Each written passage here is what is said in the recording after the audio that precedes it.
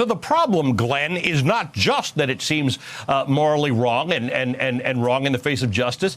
It's what Rachel was saying, that where's the line here? Because if people who are just recently in prison on relatively short sentences are being, the signal is very clear here. You do something for Trump, you'll be okay. Where does that line end? Because this is a guy who last week was talking about martial law with Michael Flynn, also a guy who was who had been convicted. That line, it becomes very blurry. If everything Donald Trump asks you to do, he also dangles the idea that you can be pardoned and see, I've done it already.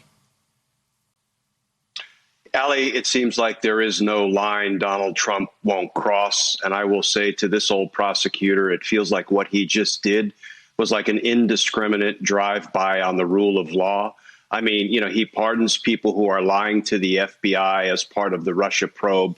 He pardons Republicans who were either stealing from their own donors, committing campaign finance violations, or engaged in insider trading. But what galls me the most and hits home for me personally, it's the Blackwater pardons of these 4 Blackwater contractors who slaughtered innocent, unarmed Iraqi men, women, and young people. That was prosecuted, that case 3 times by my former office, the U.S. Attorney's Office for the District of Columbia.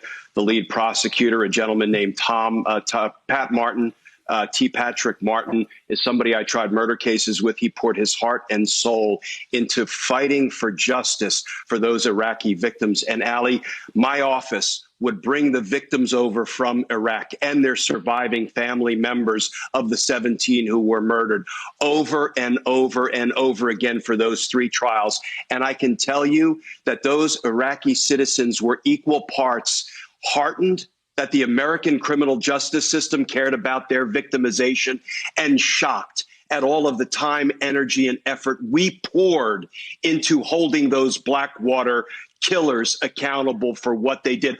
I consider that one of our proudest achievements at the D.C. U.S. Attorney's Office, holding those men accountable for the way they ravaged, murdered, victimized those Iraqi citizens. And now Donald Trump has killed that justice we achieved in a very real sense. This is perhaps the single greatest affront to victims' rights I saw in my 30 years as a prosecutor.